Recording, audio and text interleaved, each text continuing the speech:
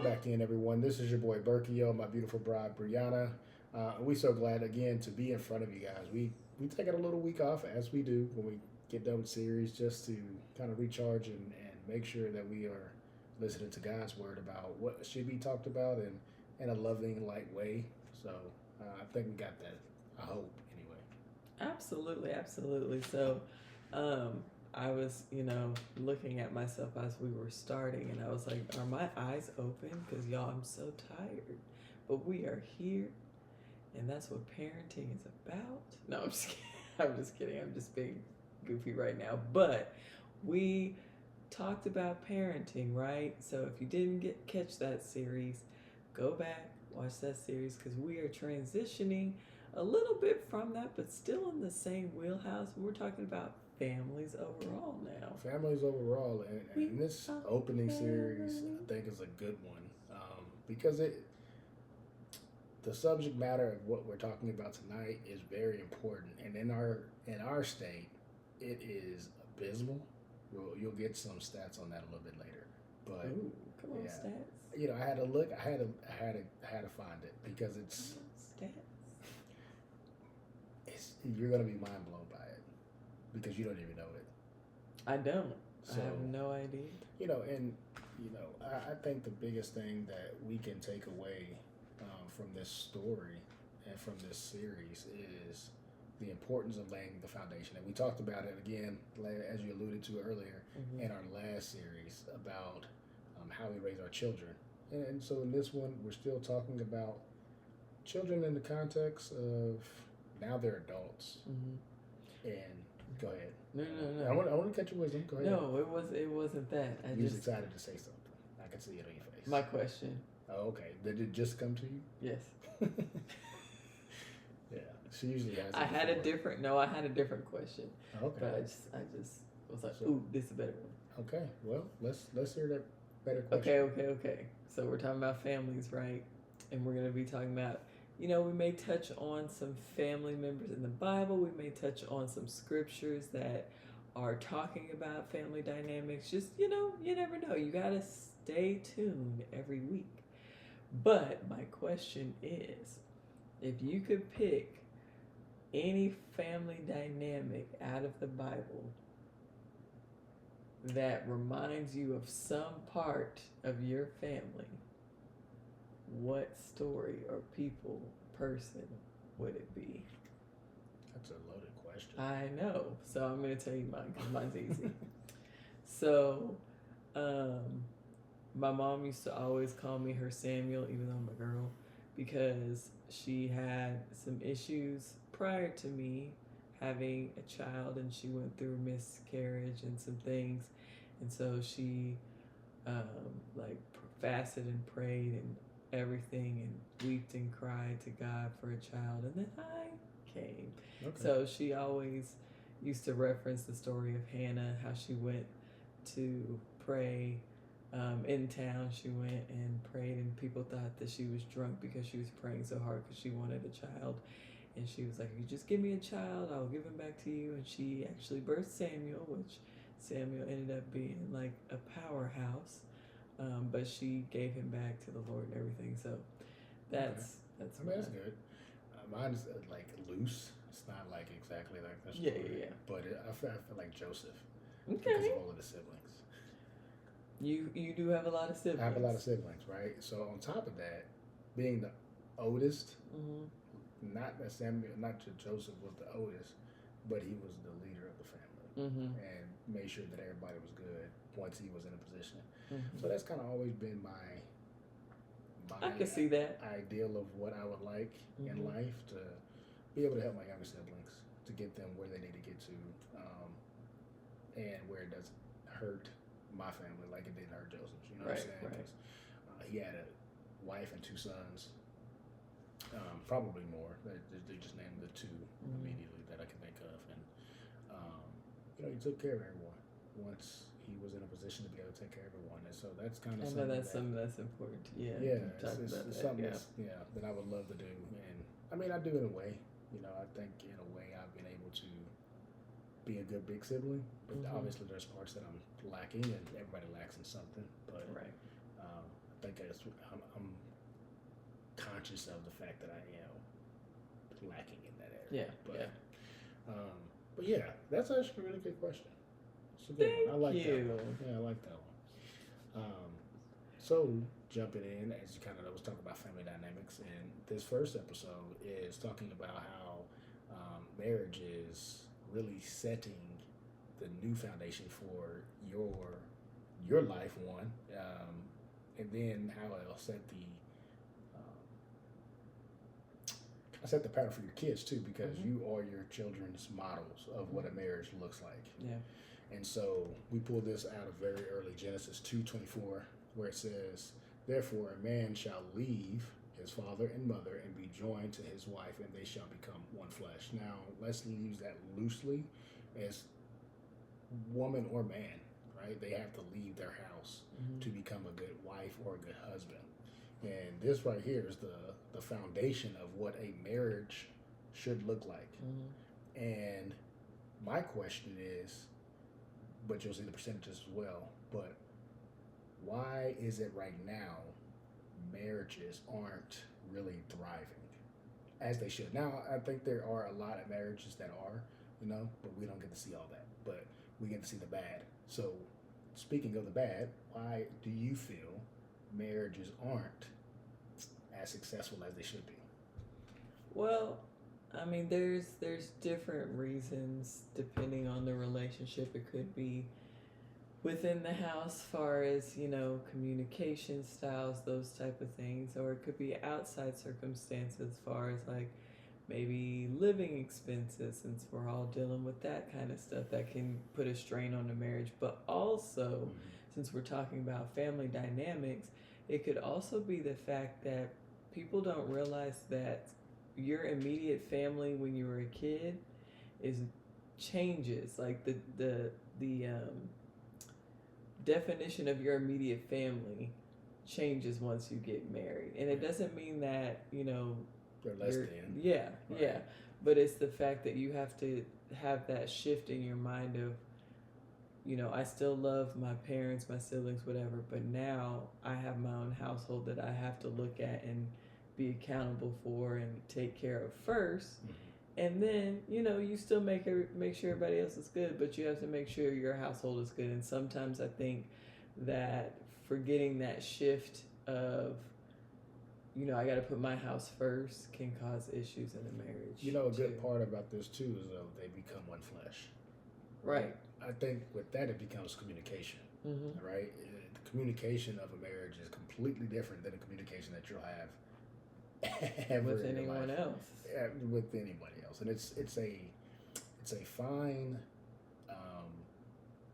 tuned instrument that you always have to tune. Mm-hmm. You always got to find new ways to communicate in the marriage. Like as a friend, you can always talk to them how you want to talk to them. Yeah. I'm very blunt. If you guys don't know that, I know I kind of pull back on the show, but at the same time, I kind of try to be as open and honest as I can. I'm just kidding.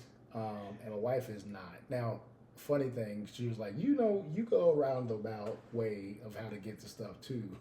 It's just the other different. night when we was talking in the bed, Mm-hmm. It's just and different. I was like, yeah, but it's still there. But he tells 18 stories and then in I get back to between the A and B. I do, but there's a lot of lessons. He always brings it back. I bring it back around, and I think I do that now that I sit thinking about it right now to kind of lessen what I'm trying to get to.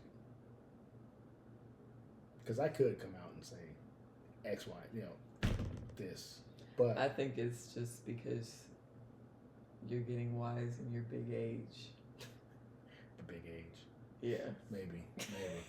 All right, so I told y'all I had some statistics. So in 2024, where we live, the divorce rate is around 3.7 divorces per 1,000 residents, making it one of the states with the highest divorce rates in the U.S. This is higher than the national average of 7.7 divorces per 1,000. That's here? Yes.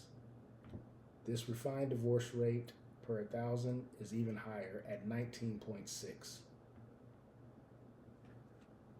Right? Sheesh. Yeah. And we live where you would think The Bible Belt, they say. which people would follow but we don't. Nobody lives like really by that. And Well, but here's the thing. I think that there is still value in marriage here and in other places. yeah, no, 100%. But what I think is people put more value in saying that I'm married than actually working on the marriage. And that's kind of what I wanted to talk about. So there's like it's a lot of marriages happening, like people getting married, but a lot of people aren't staying married because they're getting into it not understanding. Yeah, and there's no really instruction book for marriage, but this is a close one. And I heard a really great pastor say that all these books that people release, they derive from the Bible. You read our book, Love and Marriage, Love and Respect, that we talked about a couple of times. It's not our book. It's not our book. It's a book that we read. We talk about a lot. Yeah. I mean, a lot of stuff that was in that book was probably taken out of the Bible. And you know what? Another book that talked about more so on the wife's side, but like came from the Bible a little bit. It was talking about that. In the Midst of It All by Brianna Burkhalter. Yes, that's actually a really good plug. But no, for real, because like everything that I got or everything that I talked about in my book was stuff that I learned, but from the Bible and things that I learned from other people. But that's also applied to your life. Yeah. Because you gone through it. Right. You know, and that's really the biggest thing with marriage is you don't know how it is until you actually go through it. Yeah. Now, in our culture, right, we do marriage the second way, and I'm taking that from my guy Pastor Daniels. Is we are in a culture way of marriage, and the way that we see culture's marriage is if I'm not happy, let me get on. Then I get on and move on, right? Well, guess what? You're not going to be happy every single day in your marriage. It's an improbable thing that is not going to happen. Now, if you're unhappy 7 days out of 7 days, 365, you may want to look in the mirror. Because it may not be them, right? I think the biggest thing that when we're in marriage is we try to get into a marriage to change the person that we are getting with rather than changing the person that we have been with however many years that you've been on this earth. Yeah. And also I think too, it's not necessarily just changing, but it's understanding that you're going to mold and shape into different people because your life is different. Yeah. And so it's like, if you were the same person, you're molding yourself, but you're also learning how to mesh together. Right. And sometimes people don't understand that and they just focus on themselves, which, yes, you have to be accountable for you and your growth, but there is a level of growing together that has to happen in order for you to your marriage to work. Yeah, and the biggest thing that I learned, I got divorced, so I was part of that. Not 2024, thank goodness, but I've been part of the divorce. Long time ago. Long time ago. And it's not happening again. But what I learned from that is that the biggest problem in that relationship wasn't the person that I was with, it was with me. And I wasn't living or trying to live in a way that pleased God. And that may not be for you, but it should be for you in the sense of you want to have a successful marriage. Yeah. Because God so loved the church, right? And the church is the woman, right? And so we have to learn how to love the right way. And for me, I was reading a lot of How to Love Like Jesus during my time of singleness before I got into my marriage now, because I didn't want to get a gift and then squander it. And I think that's what a lot of people don't do is they don't do enough self-reflection, which we've talked about, finding the things that you need to work on as a person so that when you get with another person, you're more whole than halved. And also, to piggyback off of that, sometimes you don't know what you need to work on until you are tested in that. Yeah. But understanding your personality enough to know when something is off or how you work through things is important too, because you may not know, like, oh, I get triggered by X, Y, and Z.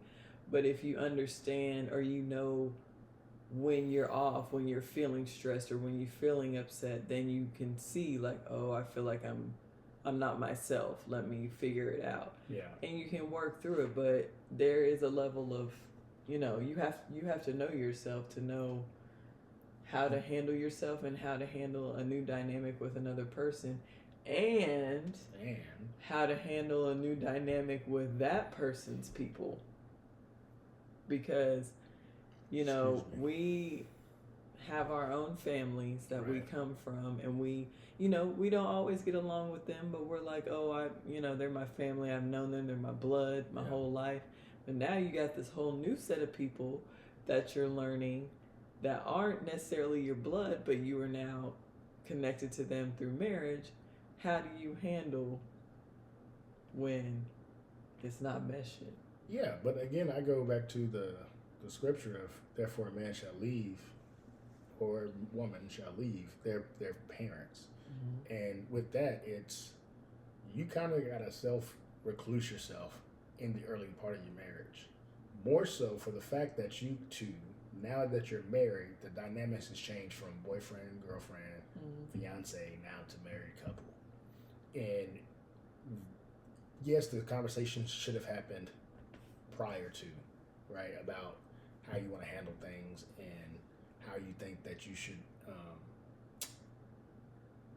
run things in your dynamic. But it really just, when you become Mr. and Mrs., I think it takes a while for it to settle in, like, holy crap, I'm married, right? So that time of, holy crap, I'm married, you need to be having those conversations that now that you're a married couple, that I don't think come to you until you like, now I'm married. Like you just said, it's like in the fire. Yeah. So it's like now questions come up differently. Yeah. Because the reason I ask is because like a lot of people would be like, oh, I'm not marrying their family, I'm marrying them. And it's like, no, you are. You're marrying them. Yeah. And so are you going to get along with everybody? That's no. Yeah. But it's figuring out y'all's dynamic with them to know, like, okay, if it comes down to it, what are we gonna do? Like, that's the conversation I'm talking about. Like that you need to have, because again, you can have them as a boyfriend and girlfriend. Yeah, and it's a like, different conversation when you're Mr. and Mrs. Right. It's a completely different conversation because it's like. Now that's affected me for real. You know what I'm saying? Like, so that's the conversation I'm saying you got to have now that you're Mr. and Mrs. Because it is a different thought process that goes into that, right? And your number one job that you've, as a guy, kind of always learned through the world is you got to protect your woman. So now, how do you do that and still have a relationship with your family, but making sure that your woman is heard, or vice versa, that your husband is heard in that dynamic of family. Yeah. I think this is from the woman's point of view. I think that, it's definitely a mind shift for both sides, but I think for the woman, it's a quicker mind shift only because we have to change everything off. So like for me, it was, okay, I'm no longer Gaddis, now I'm Burkhalter. I got to go change my name from all this stuff and do all of this. And so in physically doing this, it made me mentally say, okay, I'm married now. This is my priority. Yes, I still, I talk to my mom like every day. I help take care of my dad. I talk to my brother. All of those things, like, they're still important to me. But when it comes to our house, if they want me to do something, I'm like, let me talk to Travis and I'll get back to you and let you know. That's a really good point, because that's what I also kind of think that means is now, instead of going to mom and dad, right, for conversation as far as that's involving the both of us, because some people do that. I don't know who does it, but I know there's a couple out there that they talk to their mom or dad about some very sensitive stuff rather than talking to their spouse. Yeah. And I was going to say, I talk to my mom to get some. Yeah. But I'm not saying you. I'm just saying, our stuff, No, I agree with what you're saying because like some stuff needs to be handled within the house. the house. You know, and yeah. so I think that also can be a hard transition for people, Yeah. right? Because, you know, say if I get married at 27, 25, 24, right? You've only been grown up for you know for what a I mean? couple years. You know what I mean? And so You just started paying taxes. You might have started at 18. You might went right into the workforce. But you know, that thought now, because you're still almost a kid mentally, right? As far as like, not saying that you may be a very mature 24-year-old, I don't know, but those questions that you have, you may feel more comfortable going to your parent rather than now to your spouse. Yeah. You know what I'm saying? And so that right there is the one flesh being brought back into the conversation of, you guys got to be on one accord. You guys got to have to always have, you have to have that conversation about how you're going to handle it. Right. Right. And not to, so we watch, she watches, and then I kind of tag along watch, Help I'm in a Secret Relationship. Where this guy, they weren't married or nothing, but he had to go and ask for money to cover their rent. And think about that as a married couple, if they had been married, how that family would have seen him to her, right? And then how that would have brought a wedge into... There wouldn't have been any respect anymore. You know what I'm saying? And so that episode, and it was, you know, not really far-fetched because that could happen. There was a lot. But it was a lot to where that could happen, right? And that could be something that your relationship possibly could fall from. Yeah. But we don't want to talk about that. We want to talk about how do we prevent that. And again, I think it's going back to that just one flesh.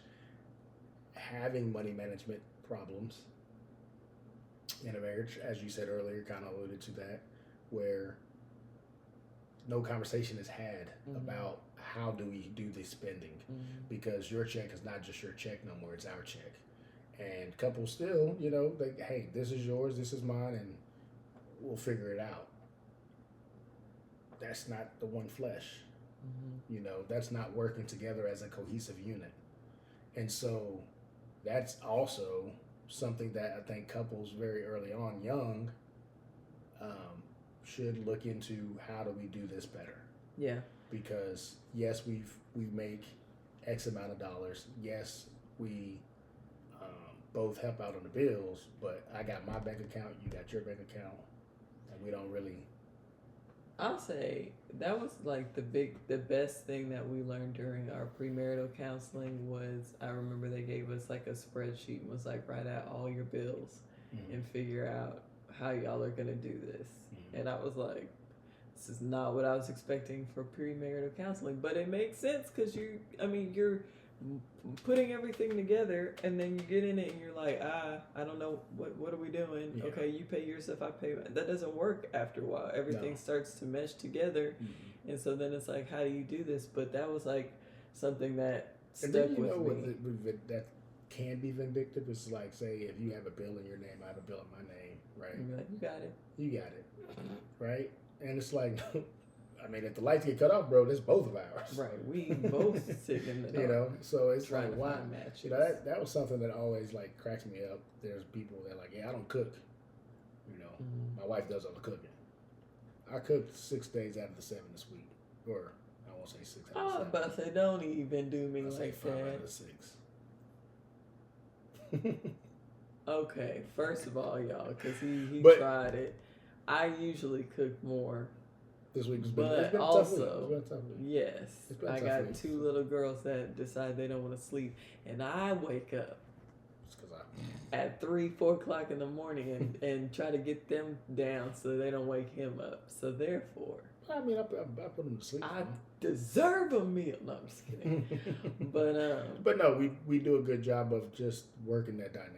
Yeah, yeah, yeah. And it's a We just pick up wherever after the other person is and that's down. what It just and the that's how balance changes because I like people be like it's 50-50, we got to put in the same amount. It's never going to be 50-50. Like it's always fluctuating because life is fluctuating. So it may be one day where one of us is doing a little bit more because the other one did one big thing and they're tired, and then it may fluctuate, or one person may be going through something personally, and we see like, okay, this person's down. Let me, whatever. So then let me pick up the slack today because we got a lot going on. But it's that teamwork of regardless, it's got to get done. Yeah, and we want to get to 100%. And that's that one beehive mind, right? Because we see and feel when, like you said, oh, they're down today because of X, Y, and Z. Yeah. And I think that's something that, again, early on, you've been single for a long time, and that selfish you, that's still there, right? Are you talking about me or no, just in general? No. I'm just kidding. I knew Come you on. talking. That selfish you is still wow. That selfish you is still in there, and it's like she said, it's hard. It's easy for the women to flip over, and I'm more so talking about the men because we can be selfish, right? We want to. Not all women, by the way. I was just saying. Yeah, I mean, in for general, the majority, just because we have that physical of having to. Yeah, but then again, that's what I'm saying. Is like guys, it's like we want to make sure that we're working hard enough, right?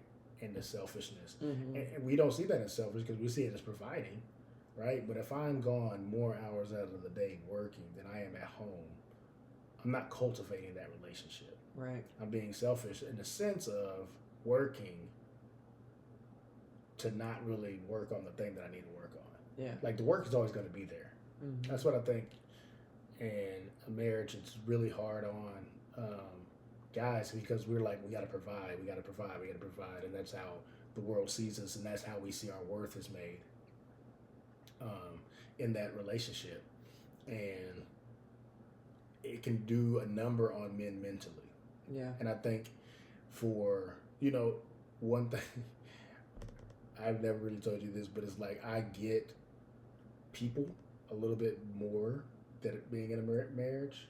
And I think I get men a little bit more while not wanting to be in marriages, right? Because it's a lot. It's a lot on the man to be like, oh, I got to do X, Y, and Z on top of I got to now communicate with my wife. And men aren't really the best at communicating. Be emotionally Got to be emotionally available, right? Because, if there was a playboy throughout their entire youth, it's hard for them to cut that switch. Yeah, it's hard to get that switch cut. That's why I told my players, man, hey man, don't and I tell my little brothers, man, focus on you and focus on whatever you're doing. Don't go to the culture's way of trying to get all these girls, dog, because it doesn't do anything for you in the long run, but mess up your mental. Yeah. Hey, so question. So we were talking about like how the like flipping, flipping that switch, and we talked about a little bit about how it can be easier for women sometimes. What do you feel like there's a different level of like that mental switch for women that change their last name versus the ones that either don't or they hyphenate their last names? I think the women that hyphenate their last names, they've built themselves, right? They built themselves up in whatever industry that they're in, right? So say if they were like my Aunt Becky, I think she changed her last name. I don't think she hyphenated it, right?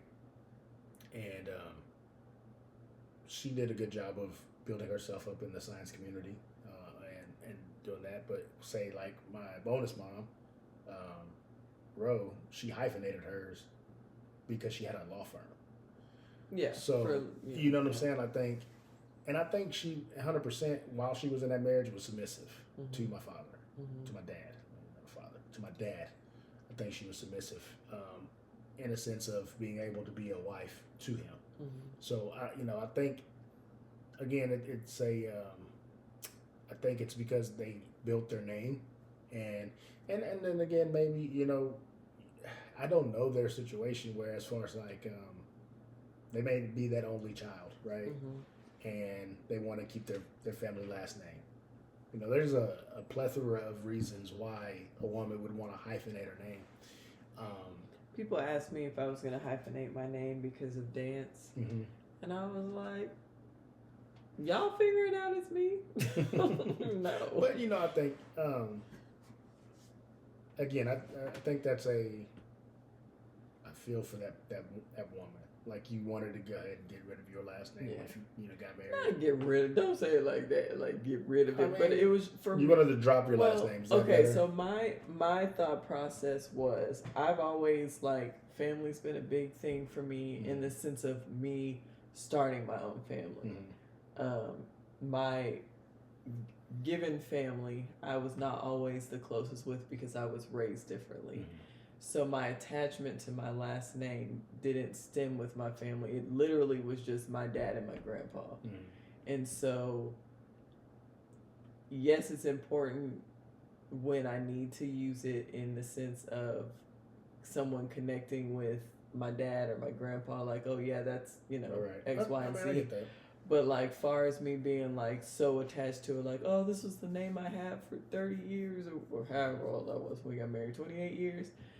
It wasn't like that for me because I was so excited I get to start my own legacy of my family with the man I love and have children and, we all got, our name and building our name. And so I didn't even think about it as if oh, I'm throwing away the old in with the new, but it was just the fact of the leave and cleave. I was ready to cleave to you and cleave to what we wanted to build.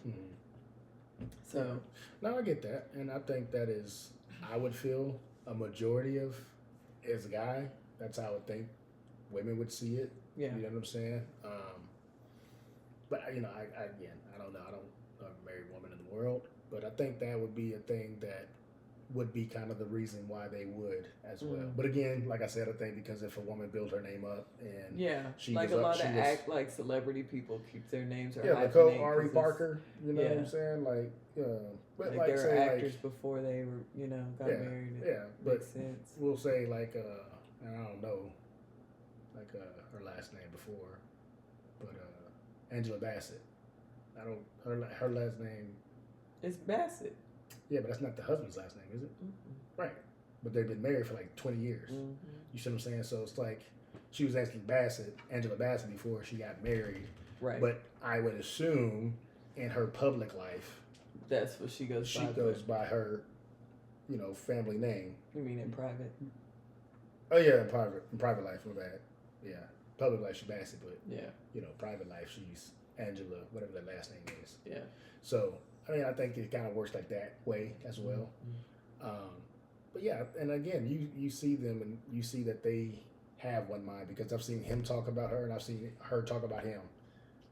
And they're so in love. It's so cute. It's like oh that, that's what we're going to have when we're in our olden age. But yeah, I think that most marriages struggle because of lack of communication, right? Lack of understanding between the two parties, and I think it's I had it. Boundaries is one. Boundaries, because we're talking about, particularly because we're talking about this scripture, but boundaries in the sense of boundaries go with that kind of what we're talking about earlier. Once we get married, we have to make our own decisions of what we're doing in our house. And so that's you get the outside influences telling you, this is how we did this it. This is what I did when I, whatever. And it's okay, we can take your advice and talk about ourselves because it may be helpful. Sure. But sometimes it's not. It's not. One of your dance teacher gave us some really great advice. Yeah. That she was like, this is what you guys should do, and the biggest one was don't keep secrets from your spouse. And in today's time, secrets is the way to go. Listen, I'm gonna tell y'all something, and I'm not gossiping because everybody know about it. But a coworker was telling me. Everybody know it. Don't nobody know your coworkers? Well, I'm saying in that circle of people. I'm not saying any names.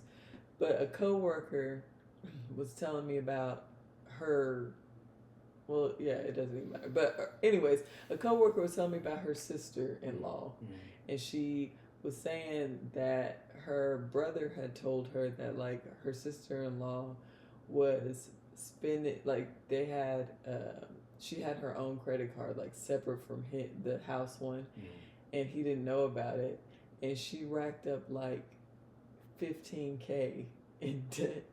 Oh my gosh. And only reason he found out is because they got a letter in the mail that was like, "We're gonna put a lien on your car," and he was like, "What is this?"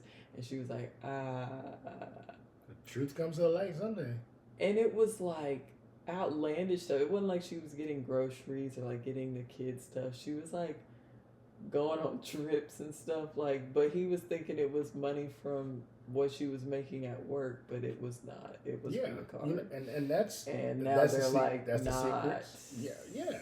doing well. But anyways, I don't even know why she told me all of that. But People I was like just talking. yeah, and they be telling me all their life story, and I just be like, But I said all that to say, don't keep secrets because it's gonna eventually come around. That's that one flesh. It may be hard, and I mean, there's been things that I had to do because I didn't have to do, but I felt like I had to do because I thought that I was helping. And in the moment I was helping, and it was financial stuff. In the moment I was helping, but in the back end, it just made it worse. And I ended up having to tell him because I wasn't necessarily lying about it, but I was just like, oh, I can, I'll pay it off and it'll be done. Like I took care of it. But then I didn't, and I was like, babe, I did something. And it was so hard to tell him, but I couldn't sit there and be like, I'm not going to say anything and keep it to myself and then like cause issues down the long run. Yeah, because one thing that she broke, that woman, not you, the woman broke with her husband is that trust.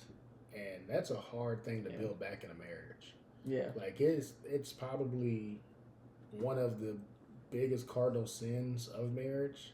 Obviously, we know cheating is, but trust is big because we've been together for X amount of years, and we told everything about everything. But then we had this one. He or she had this one secret, and nobody likes being in the dark. And that's the feeling that person would feel. Mm-hmm. Like, why wouldn't you not just tell me this? Then two, like, why are you going to trips by yourself? Well, she was like going with her friends and stuff, but she was paying for her portion of it with. And it probably wasn't bad at first when she thought she could keep up, but then, that. She was like, it's easy. Yeah. Yeah. So. I don't know what you were trying to tell me. Anyways, but back on the boundary, I got on my rant about But boundaries are important in marriage because they keep everybody safe.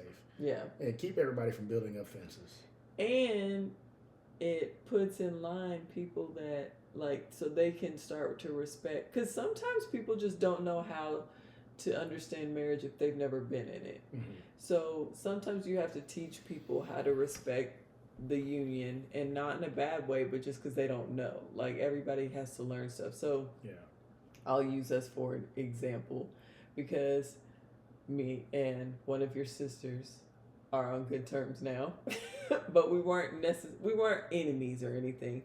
But she just didn't understand our dynamic because she always had her brother, and now he's having to put another woman and our family ahead of what he normally would prioritize, which was her, and his former immediate family still important, but you have to have that shift. And so it took a while for us to get on the same page, but it wasn't anything that I really could say. It was him standing on the boundary of I got to take care of my family, and then also just her having the moment to say, okay, I don't necessarily understand that dynamic yet because I haven't been in it, but that's okay. And now we're cool.